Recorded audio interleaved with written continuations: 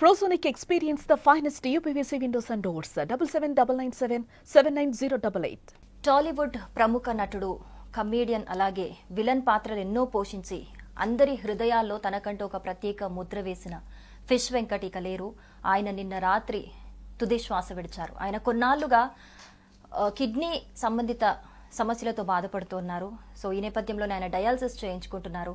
ఆయనకి కిడ్నీకి సంబంధించిన సర్జరీ చేయాలని చెప్పేసి ఆయన కుటుంబ సభ్యులు కూడా సర్జరీ కోసం సహాయం కూడా కోరారు. దానికి సంబంధించి టాలీవుడ్ నుంచి కొంతమంది ప్రముఖులు కూడా సహాయం చేయడం జరిగింది. కానీ ఒక్కసారిగా నిన్న ఆయన ఆరోగ్యం ఒక్కసారిగా విషమించడంతో ఆయన నిన్న రాత్రి ఆసుపత్రిలోని తుది శ్వాస విడిచారు. ఇప్పుడు ఆయన పార్థివ దేహాన్ని సికింద్రాబాద్లోని ఆయన ఇంటికి తరలించారు.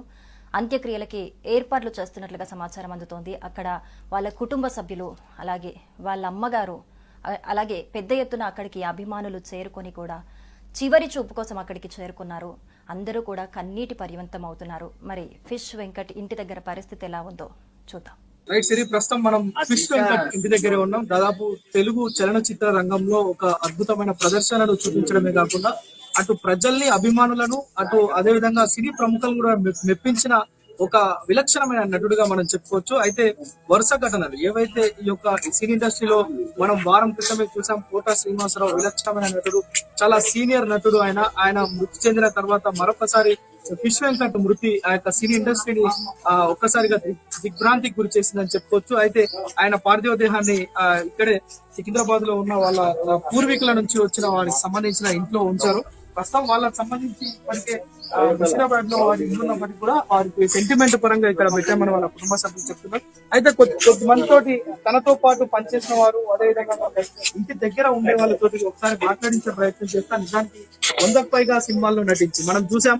చాలా అంటే రౌడీగా అయినా రౌడీ క్యారెక్టర్ కావచ్చు, at the same time comedian గా కూడా తన విలక్షణమైన నటనతోటి ప్రతి ఒక్కరిని కూడా మెప్పించిన, అంటే తెలంగాణ యాస భాషను సినిమాల్లో ప్రతిబింబించే విధంగా మాట్లాడడమే కాకుండా ఆ భాషతోటి ప్రతి ఒక్కరిని నవ్వించిన వ్యక్తి, భయపెట్టిన వ్యక్తి. అరే రౌడీ అంటే ఇలా ఉండాలి, కమిడియన్ అంటే ఇలా ఉండాలని ఫిష్ వెంకట్ ని చూసి చాలా మంది నేర్చుకున్న వాళ్ళు ఉన్నారు. ఆయన అభిమానులు కూడా చాలా మంది ఉన్నారు. ఒకసారి మాట్లాడే ప్రయత్నం చేద్దాం.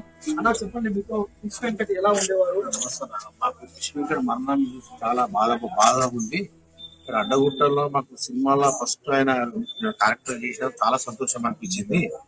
కానీ ఇప్పుడు ఆయన మరణానికి చాలా బాధ అనిపిస్తుంది. ఇక్కడ కూడా అడ్డగుట్టలో కూడా చాలా అందరికి ఆదర్శంగా ఉండేది. ఆయన సినిమాల ఆయననే కాక చాలా మంది ప్రోత్సహించిండు. ఆయన మరణం పట్ల అందరికి చాలా బాధ ఉంది. ఆయన మాకు చాలా బాధ అనిపిస్తుంది. ఇద్దరు కూడా మోహన్ అని చెప్పి ఆయన సినిమా సైడ్ పక్క చేసిండు.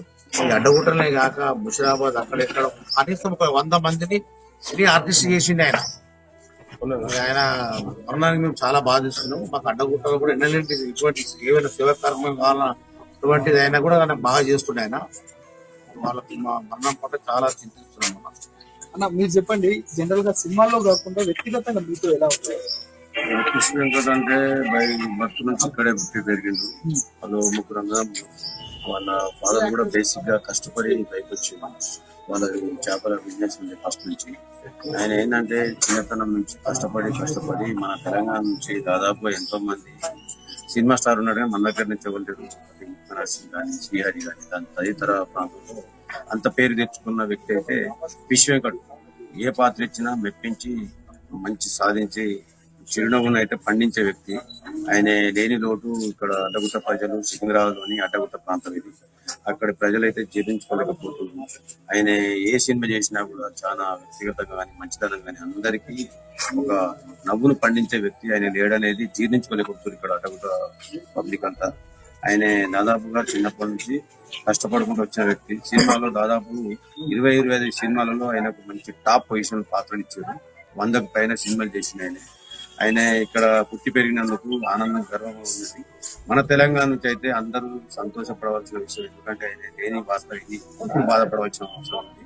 ఎంతైనా కూడా మాకు ఇప్పుడు కాదు, ఆయన 35-40 సంవత్సరాల నుంచి సినీ ఫీల్డ్ పోయినప్పుడు అంతమంది నుంచి పరిచయం, మాకు దగ్గర సన్నిహితుడు. మేము కరీంనగర్ నుంచి వచ్చి హైదరాబాద్ వచ్చినప్పుడు అతను ఫస్ట్ చిన్న పాత్ర నుంచి పోయిండు. ఫస్ట్ ఆది సినిమా అంటే ఒక మంచి ఈ సినిమా హైలైట్ అయింది. ఆయన తొడగొట్టు చిన్న అనే డైలాగ్ ఇప్పటి వరకు కూడా పబ్లిక్ లో ఇప్పుడు ఎక్కడ తెలంగాణ, ఆంధ్రప్రదేశ్ లో కూడా చాలా సక్సెస్ఫుల్ డైలాగ్.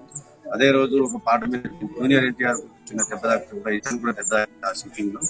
జూనియర్ ఎన్టీఆర్ ఇంటికి వచ్చి వదిలేసిపోయిండు, అంత పెద్ద స్టార్ ఉండి కూడా. అలాంటి బాలకృష్ణ సినిమాలో కానీ, చిరంజీవి సినిమాలో కానీ, చాలా సినిమాలో పెద్ద పెద్ద హీరోలతో నటించాడు. ఆయన లెవెన్ రోడ్ అయితే ఎప్పుడు పూరించలేడు. తెలంగాణ, ఆంధ్రప్రదేశ్ మొత్తంలో అంత మంచి హాస్య నటులు మనకు కోల్పోయింది. మొన్ననే కోట శ్రీనివాసరావు, దాని తర్వాత ఇతను మంచి హాస్య నటులు పోవడం వల్ల చాలా సినీ ఫీల్డ్కే ఇది ఒక మచ్చలుగా మిగిలిపోయింది. చాలా అందరినీ దిగ్బందిగా ఉంచి శోక సముద్రంలో ముంచినట్టున్నది. ఆయన ఆత్మకు శాంతి కూర్చాలని అడ్డగుట్ట నుంచి అడ్డగుట్ట ప్రజల నుంచి మేము ధన్యవాదాలు తెలుపుతున్నాం. ఆయన ఆత్మకు చాలా శాంతి కూర్చాలని దేవుని భగవంతిస్తూ సెలవు తీసుకుంటాను. అలాంటి వాళ్ళు ఇంకా మంచి మనకు చూడలేరు కానీ అలాంటి మహానుభావునికి పైన సందర్భంగా జై జై అన్న. నిజానికి తను 30 ఏళ్ల నుంచి పరిచయం, చాలా మృదు స్వభావిగా ఆయన చెప్తున్నారు. వాళ్ళ అన్నదమ్ముల్లో కూడా తన బిజినెస్ చేసే సమయంలో కూడా చాలా అంటే అందరితో మంచిగా ఆయనకున్న మంచి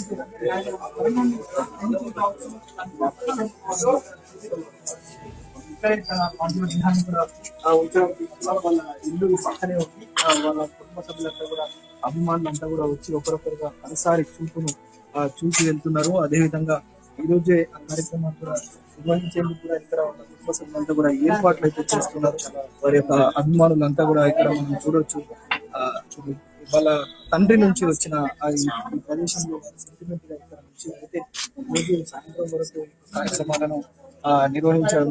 అయితే దీనికి సంబంధించి ఏదైతే ఫిష్ వెంకట్ కి సంబంధించిన కో ఆర్టిస్ట్ కూడా చాలా మంది ఇక్కడికి వచ్చి మొత్తానికి అయితే కడసారి ఆయనకు వీడుకోలు పలకడంతో పాటు మొత్తం కూడా దగ్గరుండి చూసుకుంటున్నారు. చాలా రోజులుగా ఆయన ఆసుపత్రిలో ఉండే కిడ్నీ సంబంధిత వ్యాధులు బాధపడుతున్న మరణంతో పోరాడుతున్న ఫిష్ వెంకట్ ఈ రోజు చెల్లడం అనేది నిజంగా దిగ్భ్రాంతికి గురి చేసిన పరిస్థితి అయితే కనిపిస్తుంది. వాళ్ళ మదర్ ఉన్నారు, ఒకసారి మాట్లాడే ప్రయత్నం చేస్తా సిరి. వాళ్ళ మదర్ ఇక్కడ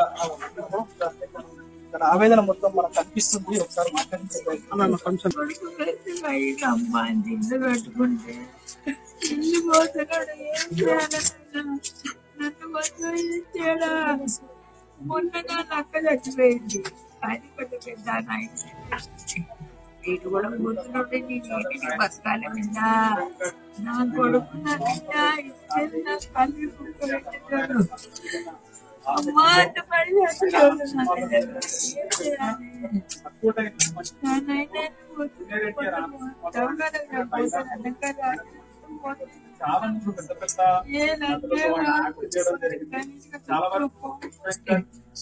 పట్టించుకోకమ్మా,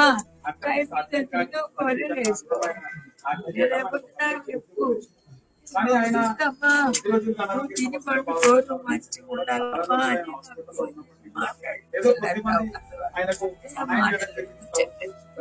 ఆ ఫోన్ లో చూసి ఏడ్చేదే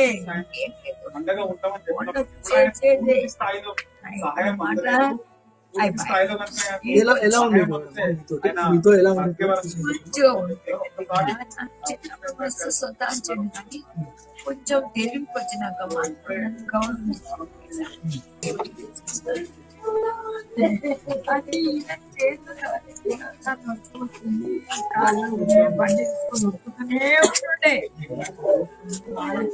ఆపరేషన్ చేయక వాడు దాని ఇదైంది. వాడు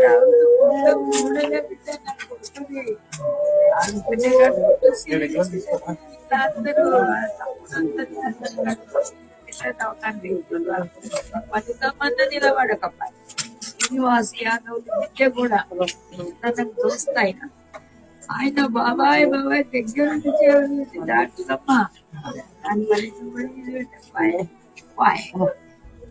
ఏం చేయాలి అన్న పోయి పడ్డాడంటే తను తెలియదే మాట్లాడి. తన కుటుంబ సభ్యులు కూడా కన్నీటి పర్యంతం అవుతున్న పరిస్థితి మనం చూస్తున్నాం.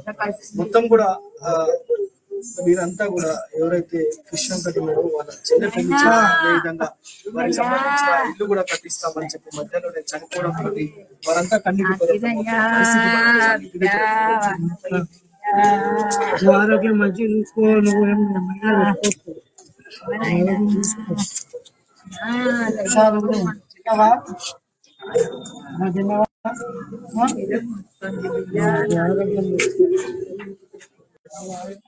ఇప్పటికే ఫిష్ వెంకట్ ఇంటి దగ్గరికి పెద్ద ఎత్తున అభిమానులు ఆయన చివరి చూపు కోసం చేరుకొని అందరూ కూడా ఒక ఆవేదన వ్యక్తం చేస్తున్నట్టుగా మనకు కనిపిస్తోంది. మరో 2-3 గంటల్లో కూడా అంత్యక్రియల కార్యక్రమానికి ఏర్పాట్లు కూడా జరుగుతున్నట్లుగా సమాచారం అయితే అందుతోంది. సుమన్ టీవీలో మీ పర్సనల్ అండ్ బిజినెస్ ప్రమోషన్స్ కోసం కింది నెంబర్కి కాంటాక్ట్ చేయండి.